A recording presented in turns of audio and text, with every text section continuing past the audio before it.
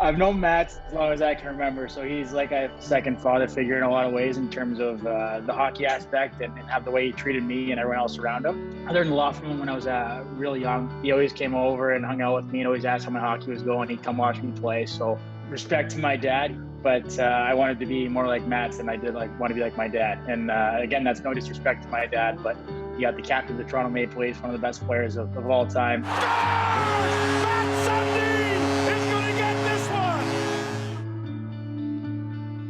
I think the earliest memory I probably have is when back then all the kids would always wear jerseys of their dads or whatever. They'd come to the games and go to the wives' room and wait around. And I never really wanted to watch the game, to be honest. I just wanted to go in the wives' room and play mini sticks and pretend like I was playing the game for the Leafs. And I forget who it was. I want to say it was someone else's maybe brother or something on the team. And they came on like, "What are you doing?" I'm like, "What do you mean?" Like, "You're wearing a Sundin jersey. You're Ty Domi's kid." Everyone looks up to their dad, and obviously that's something I look up to every single day. And I love my dad more than anything. But in terms of the hockey aspect and the type of player, I was like, I want to be like Mats for sure. Very nice words there, Maxie. The truth, buddy. But yeah, I know, they're very nice. I watched Max play since he was 6 or 7 years old, and to see what he's become today in today's league and developed into a star in the National Hockey League, and he's got his whole career in front of him. But it's been fantastic, and I was fortunate last year. I came to watch Max play a couple of games, and for me it's been a great thrill to see the development from a young kid hanging around in the dressing room that we played mini sticks with, and coming on the ice for practice, and then developing into his own superstar in the league. It's been a long journey since I remember when I saw Max the first time. You're going to see Ty knock Nighty's helmet off any second now, and hopefully the head doesn't go with it. Ty and Nighty had quite a battle going on. Tell me a little bit how it felt actually growing up as a child watching Ty, because he had one of the toughest jobs in the league, and it's really interesting to see because you have a lot of the qualities that Ty had as a player, and a lot of people don't give Ty credit for how good of a hockey player he was. Like we said, he had the toughest job in arguably all of sports. I mean, there's not many sports out there that include a job like the one that my dad had to fulfill, and it allowed a guy like you, who was the superstar of the team, no one wanted to mess with you, right? Because they had to deal with my dad. I remember watching you when you were young, and I looked at you, the way you were playing on the ice back then, and I saw, hey, Ty's son has a really good vision for the ice. He skates, he's looking like a goal scorer out there. You can tell right away when you were young that you had what it takes to be a star player. My dad realized at a pretty young age too that he's like, I think my son can do something a little bit more special, I think, in a different way. And he's like, I'm going to try and give all these positives of the job that I do and put that into him. And not saying that I have any of the stuff that my dad did, but made sure I was always watching the game. And he never said, watch me. At no point has he ever said, watch me play. And I think he did that on purpose. And he's like, watch Mats. He's like, that's how you learn. And you could agree with that. You learn from watching the best. You have created your own style of play and your own career and your own type of hockey player that you want to be, but you still have that edge that Ty had when he played too. We see it come out once in a while, and it's really good. Even though you guys are totally different players, I still see strokes of Ty and you're out there on the ice once in a while, and I always laugh. Yeah, I know he loves it too. And I guess to piggyback what we were talking about there is, I look back on this whole thing now, and he's like the smartest guy ever, because he would always tell me things and I'd be like, what are you talking about? And I'm like, I knew he was right, but he wants to listen to their dad, right? So I never listened.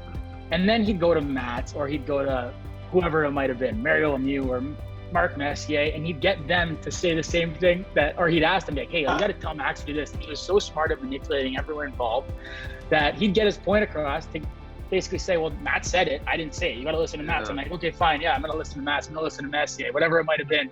So he's very, very smart, and it seems to be working. But now I'm on to his tricks. Sakic at the top of the circle, got it through to Sundin, shoots, scores! Mats Sundin, the #1 pick overall in 1989. I was fortunate enough to play 4 years with the Quebec Nordiques when I started my career.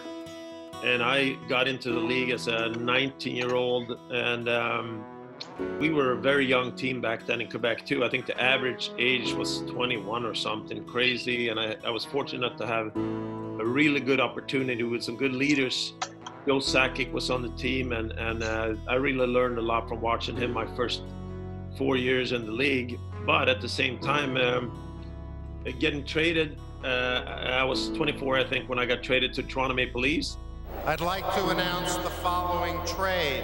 Quebec trades to Toronto the rights to Mats Sundin, Todd Warringer, and Garth Butcher in exchange for the rights to Wendell Clark, Sylvain Lefebvre, and the rights to Landon Wilson. Oh, baby, is that a trade or what?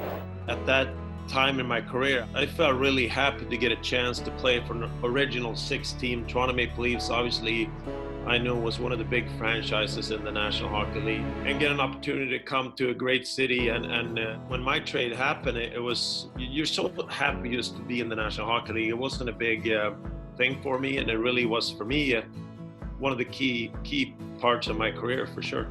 I was 20 when I made the NHL in Arizona, and I loved everything about playing in Arizona, but it's just not the same thing in terms of playing for an original 6 team. Played with some unbelievable teammates in Arizona. It was a great place to play, great fan base, great city to live in and start my career, I think. And I was more than thrilled when I got traded to a place like Montreal. And having your dad as Domi, whatever, I mean, the number one way to kind of separate yourself from a Toronto Maple Leafs legend is just go join the Montreal Canadiens. Obviously, I couldn't wear 16 in Montreal. 16 is retired in Montreal, Mr. Richard.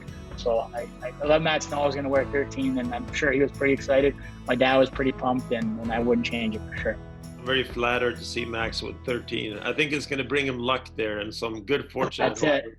In the future. Yes, sir. Max Domi backhander scores!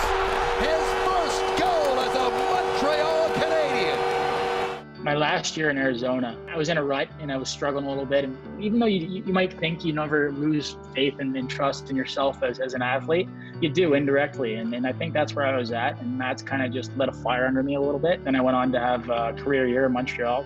From the time I met him to now, anytime I talk to him, he always teaches me something very valuable that's gonna, translate both to life skills and hockey skills. But that was one thing that will stand out to me for sure. And Max, it's been such a great to watch you grow as a player and as a person. Obviously, you've been a great person since you were a child. It's been a pleasure to watch that. But since you came to Montreal, to watch you play, and you have all the tools, and you already show it. You keep playing the way you have and growing, you're going to be a star in the National Hockey League and a superstar around this league for many, many more years to come. And I'm going to come over and watch you play again soon. Thanks, bud. You're the best.